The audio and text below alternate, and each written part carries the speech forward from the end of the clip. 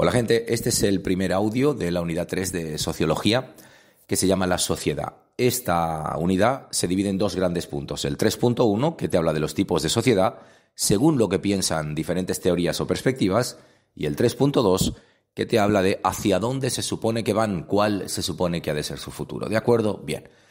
El 3.1, el tipos de sociedad, hay cuatro grandes perspectivas. La primera perspectiva se llama de la evolución sociocultural. Esa es de los Lenski. Ellos te dicen que el punto clave que condiciona el desarrollo de una sociedad es la tecnología.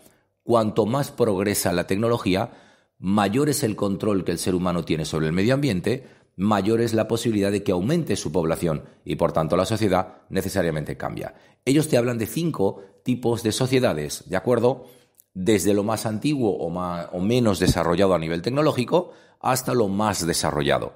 Pero tienes que entender que el cambio de una sociedad a la otra no implica la desaparición de la anterior. Lo que implica es que menos personas viven en las sociedades menos desarrolladas y más personas van viviendo en las sociedades más desarrolladas. Es una idea bastante sencilla de entender.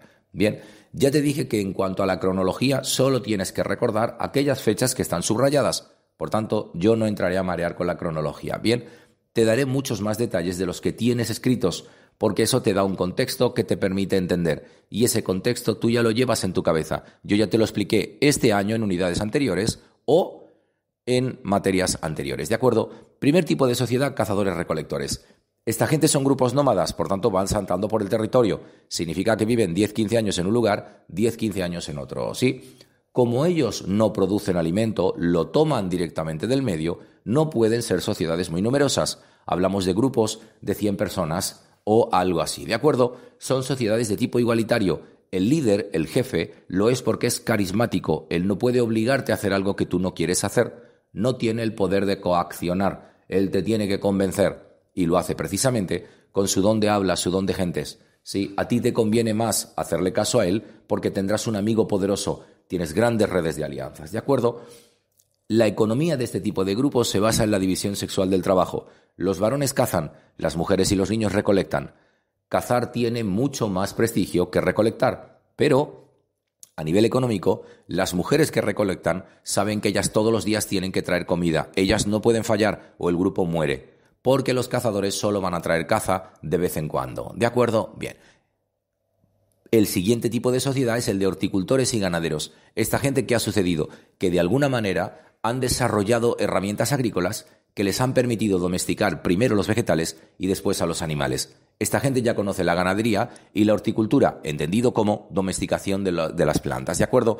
¿Qué es lo que sucede? Que esta gente ya produce. Como produce, tiene más alimento. Como tiene más alimento, menos niños de los que nacen van a morir.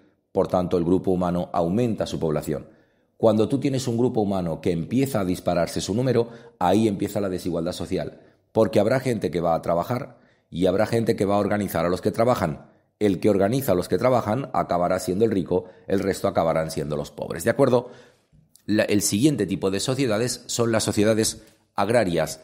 Este tipo de sociedades han sido capaces de desarrollar el arado. El arado es esa pieza triangular enorme que se clava en la tierra y tiene toda una serie de cuerdas, etcétera, etcétera, que le ata a una mula, a un caballo, a una vaca, a un buey, a lo que quieras. El animal tracciona, tira de ese arado y ese arado va abriendo un surco en el suelo, en la tierra. Cuando tú plantas ahí cualquier tipo de plantita, lo que sucede es que el hecho de haber aireado esa tierra, solamente haberla volcado y vuelto a poner en su lugar, ha hecho que los nutrientes se repartan mucho mejor. La plantita crece más, da mucho más fruto, tú tienes más producción, se multiplican tus excedentes, ahí se dispara tu población. Insisto, porque más niños van a sobrevivir, puesto que menos de ellos morirán por falta de comida, ¿de acuerdo? Cuando se dispara tu población, aparecen las ciudades, ¿sí? Los líderes de las ciudades lo son porque se apoyan en un ejército, pero en origen se apoyan también en la religión. No es lo mismo obligar a un grupo humano a que te haga caso a ti porque tú eres militarmente el más fuerte que obligar a ese mismo grupo humano a que te hagan caso a ti porque tienes un ejército y aparte porque el sacerdote dice que Dios dice que tú tienes que ser el líder. No es la misma cosa. Sí. El siguiente tipo de sociedades son las industrializadas. Las sociedades industrializadas lo que han hecho es añadir la fuerza del vapor a la máquina y aparte construir grandes naves, sí, que serían las fábricas o las industrias, donde meter esas máquinas movidas por vapor y multiplicar la producción. A eso le llamamos revolución industrial. Año 1760, ese sí es importante. En el primer lugar que se va a producir es el Reino Unido, ¿de acuerdo? Hay mucho mayor progreso técnico, sigue habiendo más comida, pero la desigualdad social se ha disparado. Ahora los ricos son muy ricos, los pobres son muy pobres. ¿Qué es lo que sucede en el último tipo de sociedades? La postindustrial. La industria sigue dando dinero, pero el negocio ahora está en la información.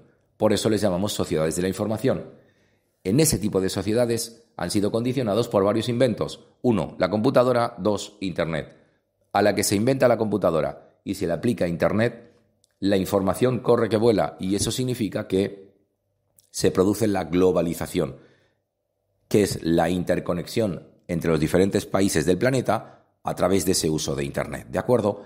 La primera conclusión de todo esto es que aparece la cultura global o la cultura de masas. Recuerda que eso es un producto. La cultura de masas es un producto del capitalismo y del uso de la tecnología o las nuevas tecnologías. ¿Qué sucede? Que ahora desde cualquier país del planeta se hace cualquier tipo de producto cultural o mercancía y se revende a los demás, normalmente en base a las culturas europeas. ¿Qué miércoles significa esto? Que ahora tú puedes hacer Coca-Cola en cualquier país y todo el mundo te la compra. Tú haces una gaseosita que no sea Coca-Cola, pero esa gaseosa se va a vender por todo el planeta, porque en origen a la gente de cultura europea le gustaba esto. El hecho de que esté el Netflix y la gente vea series en inglés sigue siendo cultura de masas, porque es algo que responde a los ideales europeos que se han impuesto por todo el planeta. ¿De acuerdo? Bien, hasta aquí este primer audio.